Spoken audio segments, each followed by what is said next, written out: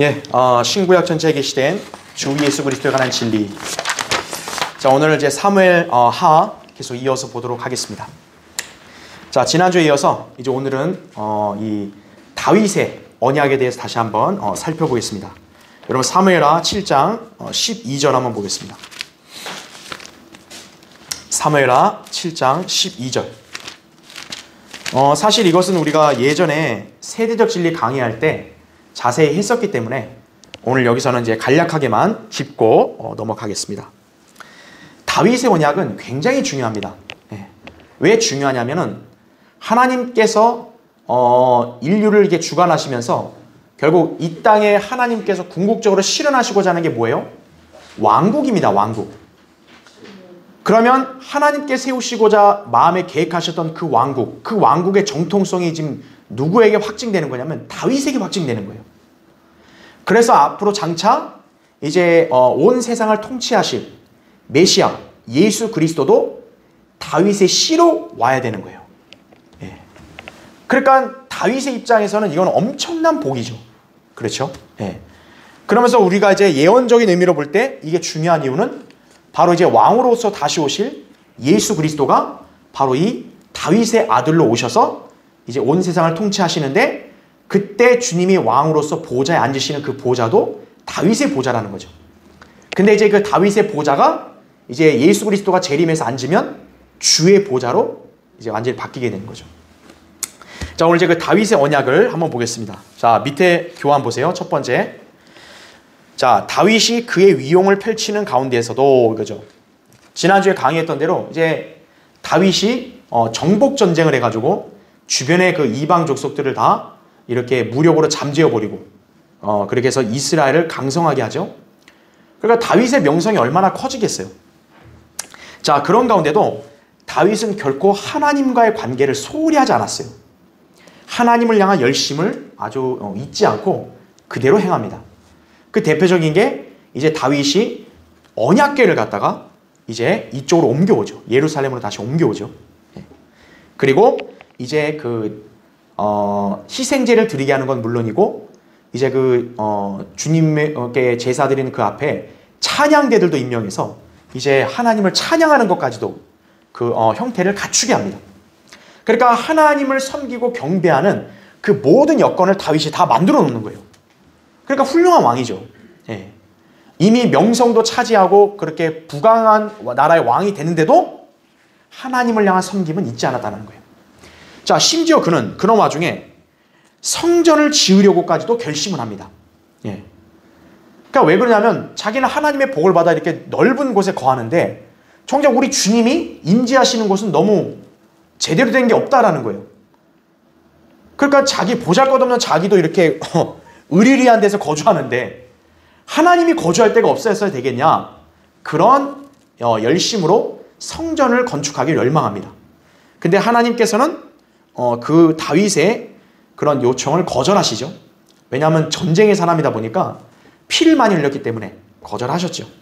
하지만 하나님께서는 다윗의 왕국을 영원히 세우시겠다는 복된 언약을 체결하셨다는 거죠.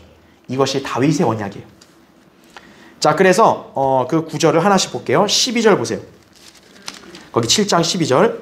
내 날들이 차서 내가 내 조상들과 함께 잠들 때, 쉽게 말하면 죽을 때 이거죠.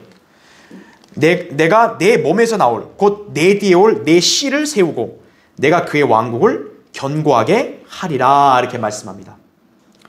지금 다윗만 해도 왕국이 부강해졌는데 다윗이 죽고 나고 그 뒤에 올 너의 씨가 어떻다는 거예요? 왕국을 견고하게 한다는 거죠. 또. 네. 자, 그래서 교환을 보세요. 거기 두 번째 2번의 그 두 번째 줄 보면 위의 구절에서 세 가지 사실을 볼 수가 있다. 첫째, 다윗의 보좌는 그의 아들을 통해 계승된다는 것이며 이거죠. 둘째, 아직 아들이 태어나지도 않았을 때인데 이 약속이 주어졌다는 것이다 이거죠. 사실 역사적으로 보면 다윗 다음에 왕이 누구예요?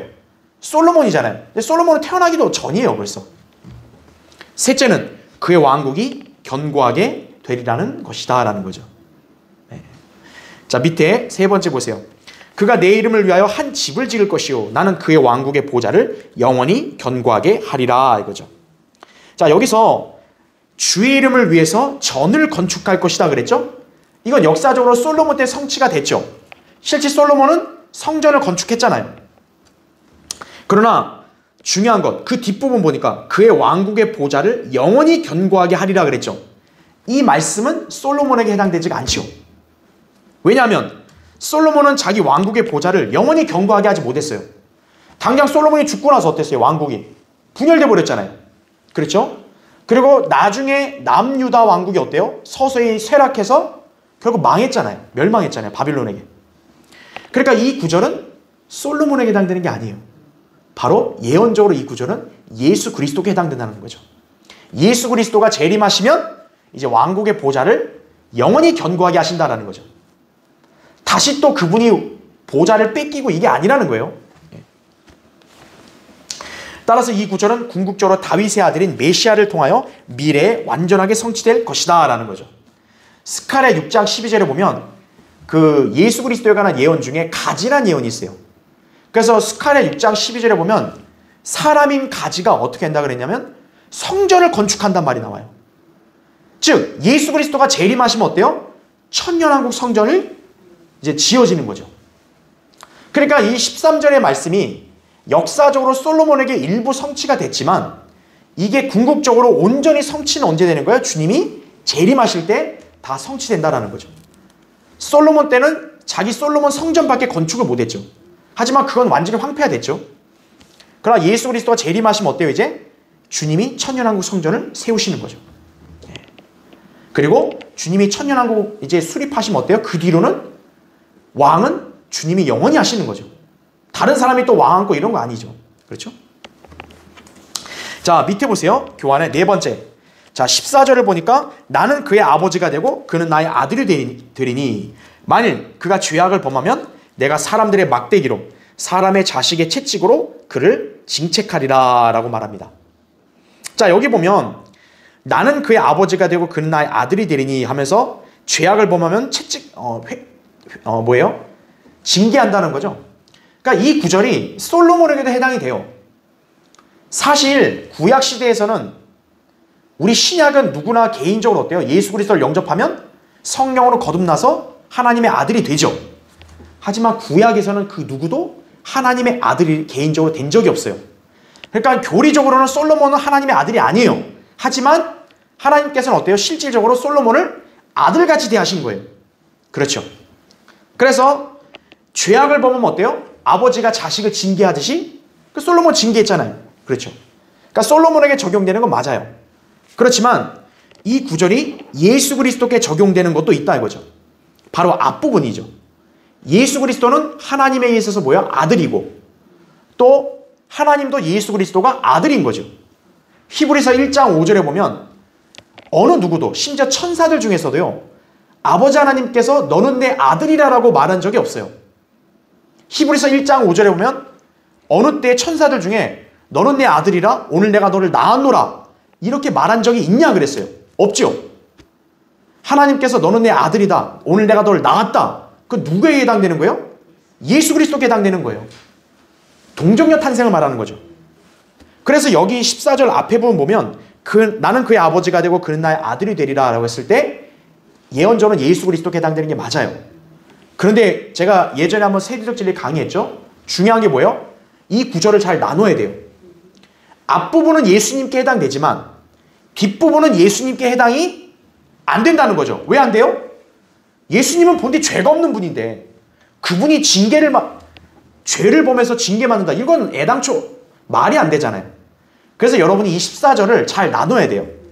앞에 거는 솔로몬과 예수님께 다 해당되지만 뒷부분 죄악을 범했을 때 징계하는 거는 솔로몬에게만 해당된다는 거죠. 자, 그렇게 하시면 되고요. 자, 밑에 다섯 번째. 자, 15, 16절이죠. 그러나 내가 내 앞에서 제거한 사울로부터 나의 자비를 빼앗은 것과 같이 그것이 그에게서 떠나지는 아니하리니 내 집과 내 왕국이 내 앞에서 영원히 서리라. 내 보좌가 영원히 서리라. 이렇게 말합니다.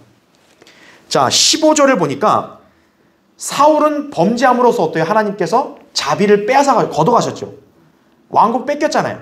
하지만 솔로몬 때는 어때요? 비록 범죄했지만 왕국이 뺏기진 않았죠. 솔로몬의 아들이 그냥 이어서 했잖아요. 어쨌든 분열됐어도. 그러니까 이 구절은 역시 솔로몬에게 해당되는 거죠. 예. 그러니까 왜냐하면 다윗에게는 하나님께서 확실한 자비를 약속하셨다고 그랬어요. 즉 뭐냐면 다윗이 이렇게 그 아들이 범죄를 해도 어때요? 다윗의 언약은 취소된다는 거예요? 취소 안 된다는 거예요? 취소 안 된다는 거예요. 솔로몬이 그렇게 우상 숭배하고 하나님을 버리고 돌아섰어도 다윗에게 약속한 것은 취소가 안 된다는 거예요. 그래서 다윗의 아들이 왕자를 뺏기는 경우는 없다라는 걸 말한 거예요. 예. 그렇지만 16절을 보니까 내 집과 내 왕국이 내 앞에서 영원히 세워지리라, 내 보좌가 영원히 세워지리라 그랬죠. 이거는 솔로몬에게 해당이 돼요? 안 돼요? 안 되죠. 왜냐? 실제 솔로몬 자손들 중에서 나중에 이제 바빌론에게 유다가 멸망되잖아요. 그렇죠. 솔로몬의 계보에는 코니아라고, 여코니아 들어보셨죠? 그 이제 코니아를 끝으로 해서 예레미야 22장 30절에 보면 그의 시에는 뭐예요? 번성치 못한다 그랬죠. 그렇죠. 왕에 앉을 사람이 안 나온다 그랬죠. 그래서 코니아 이후부터는 저주를 받았기 때문에 더 이상 그 이후의 후손들 중에서는 왕이 될 수가 없어요. 그러니까 만약에 그 코니아 후손 중에 누가 있냐면 바로 요셉이 있거든요. 요셉과 마리아의 그 요셉이 있거든요. 그러니까 만약 예수님이 요셉의 아들이라면 어떻게 되는 거예요? 왕에 앉아요? 못 앉아요? 못 앉는 거예요. 코니아 이후부터는 씨가 저주받았기 때문에. 그렇지만 하나님은 다윗과 약속을 했잖아요. 다윗의 아들을 통해서는 어때요? 그 보좌가 영원히 세워져야 돼요. 그러니까 솔로몬을 통해서 어때요? 코니아, 그 뒤에 있는 후손들은 안 되지만 다윗의 다른 아들을 통한 씨는 된다는 거죠. 그래서 결국 어때요? 예수님께서는 마리아 그 가문의 그 여자의 씨를 통해 나오신 거예요. 그래서 요셉의 계보로 나오면 안 되는 거예요. 왕이 못 앉아요. 근데 다윗의 아들이 돼야 되니까 다윗의 다른 아들 솔로몬이 아닌 나단의 계보를 통해서 마리아가 있었거든요. 그 마리아가 요셉과 결혼함으로써 어때요? 그 요셉이 그 나단 가문의 사위가 되고 그러면서 예수 그리스도도 다윗의 아들로서의 정통성을 유지한 거죠.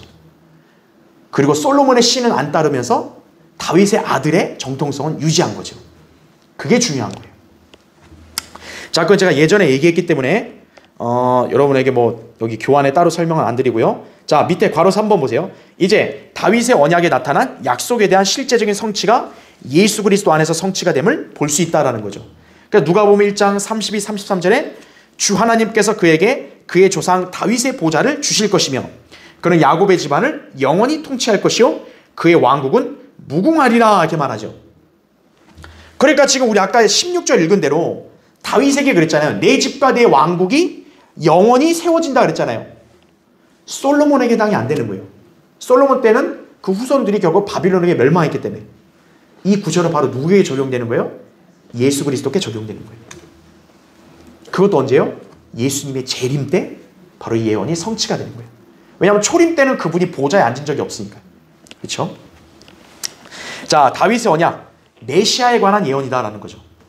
그래서 이게 중요한 게 뭐예요? 앞으로도 예수 그리스도는 다윗의 아들로 오시는 거예요. 그래서 다른 아들로 오시는 게 아니고 다윗의 아들로 와야 이 언약의 성취가 되는 거예요. 그래서 그분이 초림 때 항상 뭐라고 불려요? 다윗의 아들이라 불리잖아요. 그렇죠? 네. 그걸 기억하시면 됩니다. 자, 사무엘하 9장을 보십시오. 자, 이번에는 우리 신약적인 구원의 그림을 볼 수 있는 건데 사무엘하 9장에 이제 무피보셋이라는 인물이 나옵니다. 다윗과 무피보셋. 자, 이 다윗과 무피보셋의 관계를 통해서 우리는 신약에서의 하나님의 은혜를 볼 수 있는 거예요. 예. 자, 굉장히 우리에게도 영적인 교훈이 많이 되겠죠? 자, 일단 교환을 보겠습니다. 교환의 첫 번째. 다윗이 왕국을 안정시킨 후에 자신과 일전의 언약을 맺은 사울의 아들 요나단을 인하여 친절을 베풀려고 했다라는 거죠. 예.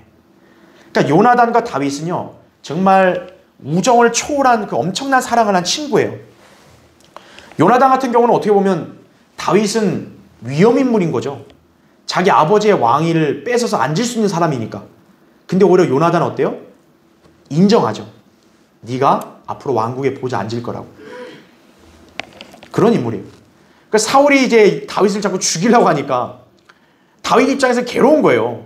근데 요나단이 자기는 순진하니까 아버지가 그릇까지 안 한다.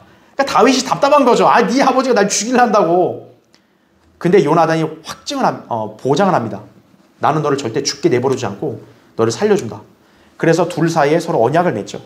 그러니까 자기가 이제 그 아버지랑 식사할 때 다윗이 자리 없으면 다윗이 이제 자기 아버지 집에 어디 갔다고 이렇게 얘기할 테니까 그럼 그때 사울이 가만히 있으면 안 죽이는 거고 사울이 아주 발끈하면 이제 죽이고 싶은 마음이 있구나. 자기가 확인하겠다 그랬거든요. 그러니까 요나단이 실제 가서 그랬어요. 식사하는데 다윗이 자리 없는 거예요. 그러니까 사울이 야 다윗 어디 갔어? 그랬더니 이제 그렇게 집에 보냈다더니 막 사울이 요나단을 엄청나게 욕을 하죠. 이런 천하의 막 변절한 그런 인간아 막 이렇게 하는 거예요. 자기 아들도 놓고. 그 요나단이 마침내 거기서 한 거죠. 그래서 어떻게 하냐면 요나단이 자기 아버지한테 가기 전에 다윗과 미리 언약을 맺어요. 내가 너 이제 너가 여기 숲속에 들에 숨어 있고 내가 이제 아버지와 관계한 다음에 와서 이제 활을 쏘면 활 쏘는 거 보고 네가 이제 안심하고 오든지 아니면 그냥 네 길을 가든지 그 결정하라 그랬거든요. 그러면서 요나단과 다윗이 언약을 맺어요. 그래서 네가 왕이 돼도 나하고 내 집안하고 내 후손은 돌봐주라는 그런 언약을 맺는 거죠. 그러니까 다윗은 그 요나단의 친절을 기억한 거예요. 언약을 기억한 거예요. 그래서 그걸 갚으려고 이제 사울의 집안에 특히 이렇게 남아있는 자가 있는지를 찾아보란 거예요. 요나단의 집안에 남아있는 자가 있는지 찾아보라 이렇게 지시를 한 거죠. 그랬더니 요나단에게 한 아들이 있다 그래요. 그 아들이 절름발이에요. 무피보셋입니다. 그러니까 다윗은 그를 찾아와서 친절을 베풀어줘요. 자, 여기서 우리는 신약적인 구원의 한 그림을 보는 거예요. 자, 밑에 보세요. 괄호 1번. 무피보셋은요, 온전한 사람이 아니라 장애가 있죠. 절름발입니다. 그리고 오늘 그 사무엘하 9장 8절에 보면 무피보셋은 자기를 다윗에게 뭐라고 얘기하면 자기는 죽은 개 같은 사람이다 그랬어요. 그러니까 그 무피보셋을 인간적인 안목으로 본다면 다윗으로부터 친절을 받을 자격이 있어요, 없어요? 없는 존재예요. 뭐 하나 나은 게 없는 존재라는 거죠. 자, 이처럼 우리 죄인들도 어때요? 하나님의 은혜를 받을 만한 자격이나 어떤 그런 조건이 우리 하나도 없다라는 거예요. 우리도 다. 그렇죠. 근데 왕은 거저 친절을 베풀려고 하죠. 자격도 없는데. 우리도 어때요? 자격도 없는 죄인인데 하나님께서 우리에게 거저 은혜를 베풀어 우리를 구원해 주신 거죠. 자, 괄호 2번. 무피보셋은 다윗의 친구였던 요나단으로 인해서 엄청난 친절을 받게 되죠. 왜 무피보셋이 이런 친절을 받아요? 자기 아버지 요나단 때문에 그런 거예요. 이처럼 죄인도 하나님의 은혜를 누구를 통해서 받은 거예요? 예수 그리스도를 통해서 하나님의 은혜를 받아 우리가 구원받을 수 있게 된 거죠. 에베소 2장 8절 9절 13절이나 요한복음 14장 6절에 보면 예수 그리스도를 통해서 우리가 아버지 하나님 앞에 나아갈 수 있었고 또 그분으로 말미암아 우리가 은혜로 구원받은 거죠. 그렇죠. 자, 그것을 모형으로 보여주는 거고요. 괄호 3번. 무피보셋은 왕의 친절을 값없이 받고 있어요. 그렇죠. 절름발이고 뭐 가진 것도 없는 존재 아니에요. 자기가 뭘 할 게 있어요. 근데 거저 주는 거죠. 왕의 식탁에서 같이 먹고 또 땅도 주고 거저 줍니다. 죄인도 하나님의 구원을 어떤 행함이나 대가 없이 어때요? 거저 받는 거죠. 여러분이 구원받을 때 무슨 대가를 지불했나요? 나는 좀 그래도 착하고 선한 사람이니까 주님 저는 요만큼만 행위를 할 테니 구원해 주세요. 그렇게 흥정한 사람 아무도 없죠. 다 구원을 우리도 거저 받은 거죠. 무피보셋처럼. 그래서 로마서 3장 24절에도 그리스도 예수 안에 있는 구속을 통하여 그의 은혜로 값없이 의롭게 되었습니다. 이거죠. 우리 모두가 은혜로 말미암아 값없이 의롭게 된 것이에요. 그렇죠? 자, 그 다음 페이지 보세요. 괄호 4번. 자, 무피보셋이 받은 친절.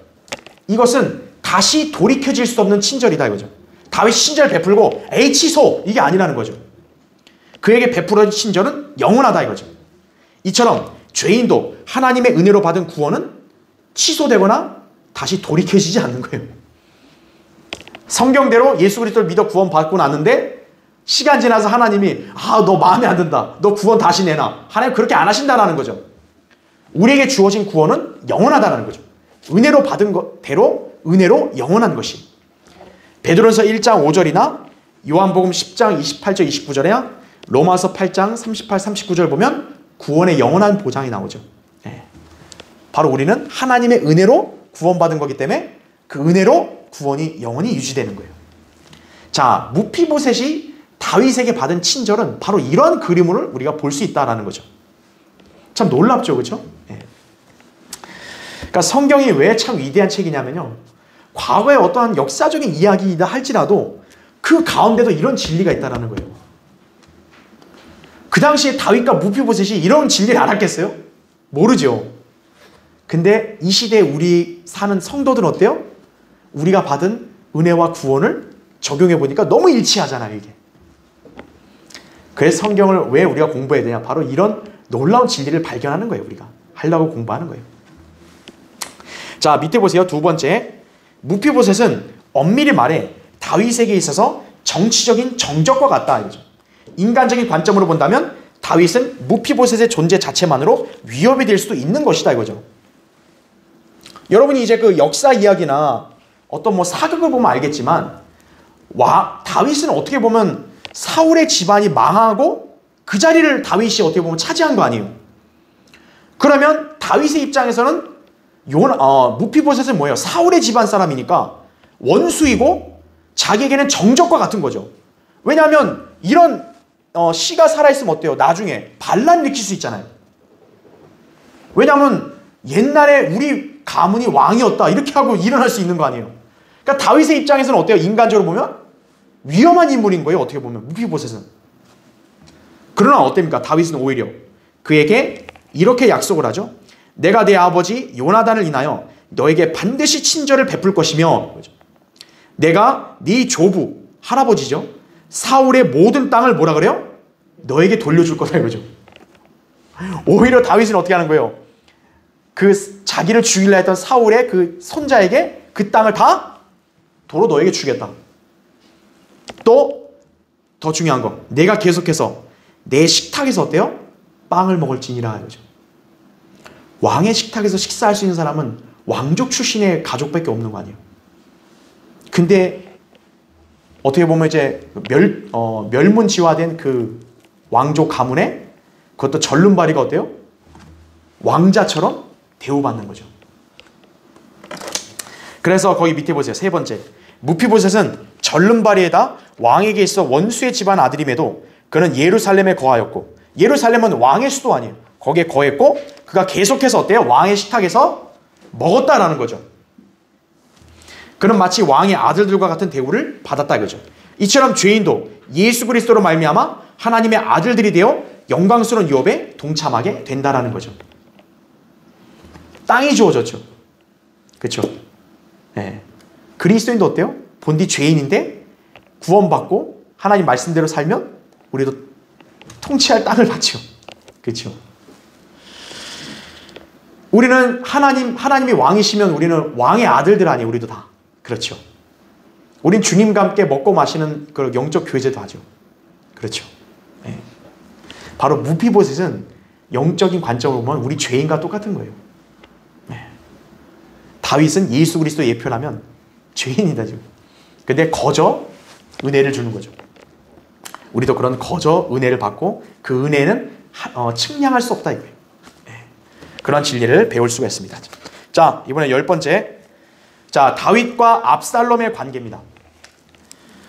이제 참 다윗이 이렇게 그 많은 위용을 떨치고 또 영적으로도 하나님 앞에 온전한 관계 있고 이렇게 참 좋았는데, 여러분도 이제 역사적인 내용을 알겠지만 다윗이 순간 방심해서 어때요? 그런 마귀의 덫에 걸려 결국 큰 죄를 저지르게 되죠. 자기 생에. 그렇죠? 그로 인해서 어떻게 합니까? 이제 밧세바 부하의 아내를 갖다가 이제 간음하고, 그리고 부하를 죽게 하고, 그리고 어떻게 보면 이제 부하 아내를 가로챈 거죠. 자, 그래서 하나님께서 어떻게 합니까? 엄청나게 책망하시고 다윗의 집안에는 이제 칼이 떠나지 않는다 그랬어요.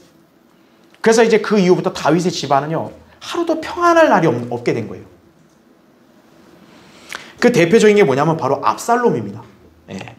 근데 이 압살롬은 성경에서 적그리스도의 가장 이렇게 잘 맞는 예표 중에 한 인물인 거예요. 자, 볼게요. 첫 번째, 압살롬은 다윗의 셋째 아들로 태어났어요. 그런데 외모가 뛰어난 청년이었어요. 그래서 모든 사람들로부터 아주 칭찬을 받았습니다. 사무엘하 14장 25, 26절에 보면 특히 압살롬은 머리도 길었다 그러잖아요. 그러니까 굉장히 아주 준수하고 잘생긴 청년이에요. 자, 근데 이 압살롬이 어떻게 죄를 짓게 되냐면, 이제 자기 누이가 그 큰형한테 강간을 당해요. 그래서 이 압살롬이 그거를 내세가 않고 한 2년 동안 아주 마음속에 죽여야겠다고 간직하고 있다가 마침내 자기 큰형을 죽이죠. 그러고 나서 이제 도망을 가죠. 자기 아버지 면전에서 피해서 도망가 있다가 가까스로 예루살렘에 다시 돌아옵니다. 네. 그러니까 이제 다윗이 이제 요압이 어떻게 보면 이제 중간에 그 중재를 한 거죠. 그래서 다윗이 압살롬 돌아오라 했는데 다윗이 온전히 용서는 안 한 거예요. 그러니까 나한테 얼굴 보이지 마라. 자, 어쨌든 결국 압살롬은 이제 자기 세력을 키우고요, 사람들의 마음을 도둑질하여서 반역을 꾀하는 일에 박차를 가했습니다. 사무엘하 15장 2절부터 6절에 보면 이제 왕 앞에 송사가야 될 거를 자기가 해주는 거예요. 그래서 자기가 그 사람들, 백성들의 환심을 다 사는 거예요. 지금 시간이 없어서 잘 안 하겠지만 이 압살롬이 반역할 때 하는 말 보면요, 굉장히 그럴싸하다니까요. 그 사무엘 한번 볼까요? 우리 15장 보세요.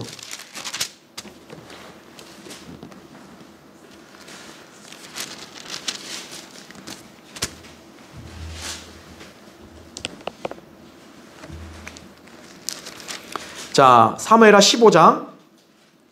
이제 송사가 있는 사람 재판을 청하려고 왕에게 오면 압살롬이 부르는 거예요. 불러서 딱 이렇게 얘기 들어보고, 자, 압살롬이 뭐라고 얘기하는지 보세요. 4절 보세요. 거기 4절.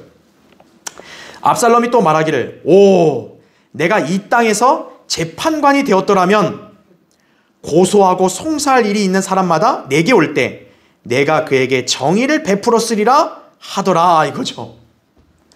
야, 내가 재판관이 있었으면, 내가 재판했으면 나는 정의를 아주 잘 했을 텐데. 그러니까 쉽게 말하면 뭐예요? 자기 아버지 왕보다 뭐예요? 자기가 재판관을 더 잘했을 텐데, 딱 말을 아주 교묘하게 흘리는 거죠. 근데 분별력 없는 그런 순진한 인간들 어때요? 그런 말 들으면 혹하는 거죠. 야, 진짜 훌륭하고 유능한 청년이니까 그럴 수도 있겠네? 가는 거예요, 이게. 그러니까 압살롬은 자만했죠.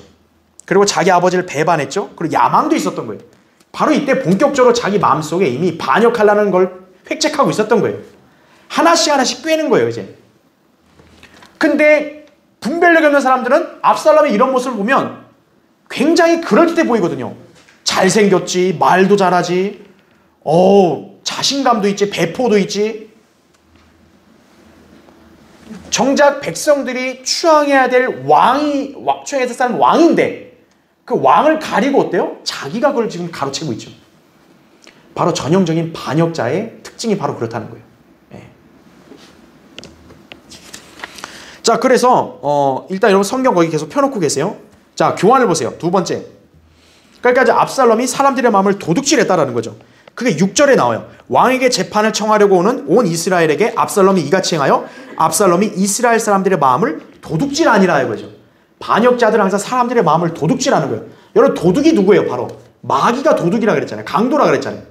사람들의 마음을 다 도둑질하는 거예요. 그게 전부 다. 자기 마음을요, 마귀에게 도둑질 당하잖아요. 그럼 그 사람은 진리가 귀에 안 들어오는 거예요. 그러니까 한마디로 맛이 가는 거예요. 그때부터는요, 그 사람은요, 진실을 얘기를 안 해요.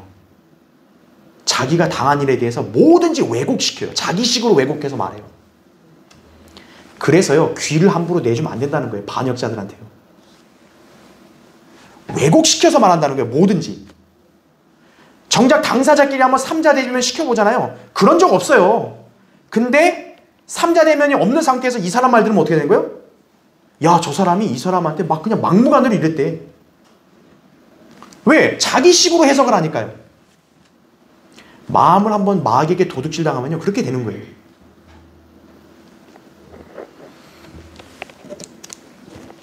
자, 그 교환 두 번째 보세요. 그래서 압살롬은 자기 사람들을 이끌고 아버지를 대적하여 반역을 일으켜 아버지인 다윗에게 적으로 쫓겨다녀야 하는 슬픔을 안겨준 거예요.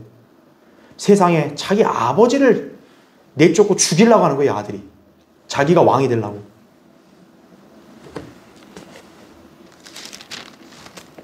자, 다윗 편에 보자면요, 사실 밧세바 사건으로 인한 죄의 열매죠. 어떻게 보면 하나님께서 이미 예언하신 대로 죄에 대한 어떻게 보면 이제 열매인 거예요. 징계를 주신 거죠. 그렇지만 압살롬의 편에서 뭡니까? 이건 자기가 멸망을 자초한 거예요. 예. 그래서 중요한 게 뭐냐면 다른 사람을 이렇게 기준으로 보려고 하지 말고 자기 자신을 봐야 되는 거예요. 저 사람이 이런 일을 했을 때 이 사람 때문에 이렇게 됐다, 그렇게 생각하지 말고 그 사람 자체를 봐야 되는 거예요. 압살롬 입장에서는 자기 아버지가 죄를 저질렀으니까 하나님이 징계하시니까 이렇게 된 거 아니냐, 그렇게 말할 수 있겠지만 그거는 하나님께서 다윗을 볼 때의 관점인 거고, 중요한 건 압살롬 자신 아니에요. 자신이 그런 짓을 저지르면 되겠어요? 근데 이미 마귀에게 마음을 도둑질 당한 사람은요, 그런 게 안 보이는 거예요. 네. 자, 여기서 압살롬은요, 그래서 바로 적그리스도의 예표예요. 밑에 보세요. 괄호 1번. 압살롬이란 말 자체의 의미는요, 평화의 아버지예요. 여러분 주의해야 될 게요, 압살롬이 바로 이렇게 화평을 가장해서 오는 거예요. 반역자들은 항상 화평을 가장해서 오는 거예요. 왜 이렇게 분란 일으킵니까? 왜 이렇게 뭐라 그럽니까? 나는 평화롭게 합니다. 우린 싸우지 않고 평화롭게 합니다. 마귀가 대적하여 오는데 안 싸워요, 그러면요? 압살롬이 바로 평화의 아버지라는 뜻이에요. 압살롬이라는 단어 이름 자체가. 이 용어를 사용하는 자들이 바로 현대의 누구예요? 교황들이죠. 교황들이 거짓 평화를 주장하면서 사람들을 미혹한다 이거죠. 이들은 적그리스도의 예표예요. 따라서 압살롬은 거짓 평화로 위장한 적그리스도의 유형입니다. 그래서 압살롬, 교황, 적그리스도 다 똑같은 거예요. 다니엘 11장 21절 24절, 우리 이제 나중에 다니엘 배우겠지만 이 적그리스도의 특징은 평화롭게 오는 거예요. 항상 평화롭게 와서 술책으로 왕국을 얻는 거예요. 그리고 평화로 많은 것을 멸하는 거예요. 데살로니가전서 5장 2절부터 4절에 보면 바로 멸망당할 자들은요, 자기들이 평안하다, 안전하다 생각하는 거예요. 그럴 때 갑작스러운 멸망이 오는 거예요. 바로 압살롬의 반역에 동조했던 사람들은 그 순간 압살롬이 우세해 보이니까 이제 자기들이 이제 아주 잘 선택했다 했을 거 아니에요. 근데 결국 압살롬 어떻게 됐어요? 죽었죠. 결국. 자, 괄호 2번 보세요. 압살롬은 자신이 미혹하려는 사람들에게 입맞추라고 했어요. 자, 압살롬의 특징이 뭐예요? 바로 입맞춤이었어요. 거기 5절 보세요. 사무엘하 15장 5절에 그리하여 누가 그에게 와서 그에게 절하려 하면 그가 손을 내밀어 그를 잡고 입맞추더라 이거죠. 압살롬 입맞춤. 이거 오늘날 누가 해요? 바로 교황들이 이걸 하죠. 평화의 키스. 그렇죠? 바로 입맞춤은 거짓 속임수죠. 그리고 실제로 우리가 예전에 아마 요한계시록 공부할 때 여러분 배웠겠지만 적그리스도 짐승의 표가 바로 어떻게 생겨서 입술 모양같이 생겼다 그랬죠. 바로 그게 평화의 키스, 입맞춤을 상징하는 거예요. 압살롬이 입맞춤했다. 바로 평화로 가장해서 오는 그런 반역자의 특징이라는 거예요. 그 다음에 바로 3번 보세요. 압살롬은 사무엘하 18장 18절에서 숫자 666과 연관되어 있어요. 거기 보세요. 교환에 압살롬이 살아있는 동안 자신을 위하여 한 기둥을 가져다 세웠으니 그것이 왕의 작은 골짜기에 있더라.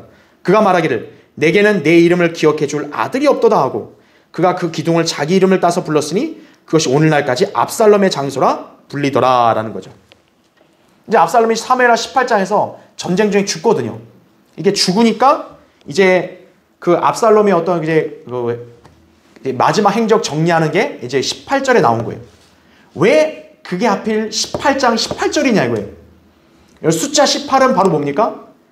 6을 3번 더한 거죠. 666이죠. 바로 이 압살롬을 성령님께서는 666 숫자를 가진 적그리스도로 모형으로 예시해 주는 거예요. 바로. 자, 바로 4번 보세요. 압살롬은 훗날 전쟁 중에 그 머리카락이 상수리 나무에 걸려서 죽게 되었다 이거죠. 자, 압살롬이 어떤 인물이에요? 자기 머리가 굉장히 길어가지고 그 머리로 자기의 어떤 외모에 잘생긴 걸 막 굉장히 뽐냈거든요. 근데 자기의 자랑거리였던 그 머리가 뭐예요, 결국? 자기를 죽음에 이르게 한 거죠. 도망가는데 그 머리가 하필 상수리나무에 걸려가지고 못 움직이는 거예요. 그래서 창을 던져 죽인 거죠. 자, 상수리나무에 머리카락에 걸려 죽은 거죠. 압살롬이. 자, 멸망의 아들 유다 이스카리오트 결국 어떻게 죽어요? 나무에 자기가 매달아 자살해서 죽죠. 마태복음 27장 5절에. 자, 압살롬이 죽고 난 다음에 압살롬의 장소라는 말이 나오잖아요. 그렇죠? 유다 이스카리오트 죽어서 어디로 가요? 자기 거처로 가죠. 그런 지옥에 갔단 말 안 하고 자기 거처라고 얘기하죠. 적그리스도의 거처가 바로 구렁이니까요. 사도행전 1장 25절에. 그래서 이 압살롬이 적그리스도의 아주 강력한 예표 중에 한 인물이라는 거죠. 특히 뭐예요? 바로 반역. 반역을 누가 하는 거예요? 마귀가 하는 거예요, 바로. 근데 이 반역하는 자의 특징을 보니까 외모가 너무 잘생긴 거예요. 말도 잘해요. 그거 주의해야 돼요, 그래서요. 그러니까 순진한 처녀들이 어때요? 잘생기고 아주 말 그렇게 잘하는 그냥 총각한테 넘어갔다가 인생 파탄나는 경우 많았잖아요. 그렇죠? 네. 바로 그런 거예요.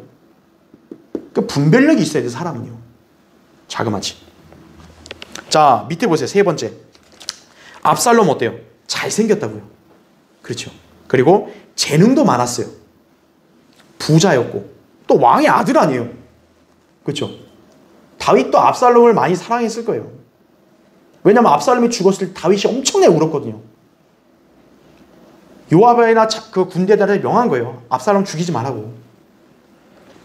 왜냐하면 다윗은 경건한 사람이다 보니까 자기가 안 거죠. 이 모든 게 어떻게 보면 다 자기 죄악의 열매라는 거예요. 그럼 압살롬을 사랑했으니까 압살롬 죽이지 말라 그런 거죠. 근데 요압이 죽인 거죠, 압살롬을. 자, 인기가 많은 젊은이 아니에요. 압살롬이 얼마나 참 송사를 잘해줬어요. 많은 사람들의 추앙을 받았을 것입니다. 그러나 그는 자기 아비이자 왕에게 반역한 죄로 인해 결국 죽어서 영원한 멸망을 당하였죠. 여러분, 사탄도 어때요? 루시퍼도 하나님의 보좌를 덮는 그룹이었고 에스겔 28장에 보면 완전한 아름다움으로 지어진 자였죠. 하지만 그 자가 어떻게 된 거예요? 반역함으로써 마귀가 됐고 영원한 멸망이 아예 확정이 됐죠. 그렇죠? 하나님 앞에서 반역하면요, 이렇게 큰 죄라는 걸 아셔야 돼요. 하나님의 말씀에 본인의 반역을 하면요, 그 사람은 구제할 방법이 없어요. 적그리스도, 세상의 환심을 다 받을 거예요. 대환란 때. 하지만 그도 영원히 멸망당할 것이에요. 계시록 19장 20절에. 오래가지 않아요.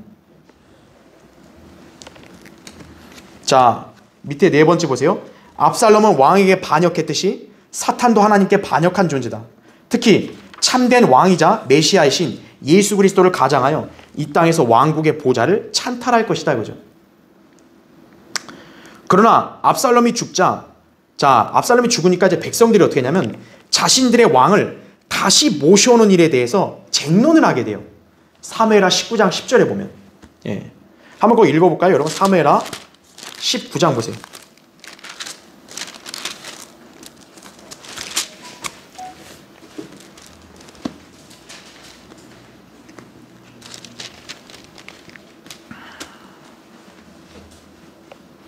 자, 사무엘하 19장 9절. 그때 온 백성 가운데 쟁론이 있었으니 이스라엘 모든 지파 가운데서 말하기를 왕이 우리를 우리 원수들의 손에서 구하였고 또 그가 우리를 필리스티아인들의 손에서 구해내었도다. 이제 그가 압살롬으로 인하여 땅에서 도주하였는데 우리가 우리를 다스리도록 기름 부은 압살롬은 전쟁에서 죽어도다. 그러므로 이제 어찌하여 너희는 왕을 다시 모셔오는 일에 대해 한마디도 말하지 아니하느냐 하더라 이거죠. 이게 어떻게 보면 가장 중요한 주제예요. 왕이 진정으로 앉아 있어야 된다고요. 통치해야 된다고요. 압살롬이 죽고 나서 다시 왕 보좌 비었잖아요. 그럼 이제 왕이 다시 와서 모셔와서 통치하게 해야 된다 이거예요. 근데 왜 그거에 대해서 말 안 하냐 이거죠. 백성들 가운데서. 쟁론인 거예요. 자, 굉장히 중요한 주제예요. 왕을 다시 모셔와야 되지 않냐. 예. 예수 그리스도만이 진정한 왕이시죠. 근데 지금 어때요? 찬탈자가 그 권세를 지금 훔쳐서 차지하고 있고 대환란 때는 그 자가 보좌를 먼저 찬탈해서 앉을 거라고요. 하지만 그 자는 결국 멸망당할 것이고 그럼 이제 어때요? 진정한 그 왕의 보좌는 이제 누가 다시 앉는 거예요? 왕이신 예수 그리스도가 다시 오셔서 이제 앉아 통치하신다는 거죠.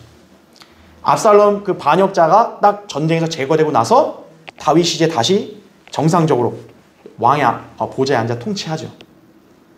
이제 적그리스도를 주님께서 멸망시키시면 이제 왕이신 그분이 다시 오셔서 멸망시키시면 그분이 이제 보좌에 앉아 통치하신다라는 거죠. 주님께서 재림하시면 바로 그런 일이 일어난다 이거죠. 초림 때 이들은 왕을 거부했잖아요. 재림 때 이제 이들은 왕을 확실히 모셔와야죠. 이스라엘은. 그렇죠. 자, 재림 때 예수 그리스도가 바로 이제 반역자를 진멸시키고 나시면 다시 보좌에 앉아 통치하실 것이다. 또 그런 예언적 진리를 우리가 여기서 살펴볼 수 있습니다. 자, 다음 시간에 계속 이어서 보도록 하겠습니다.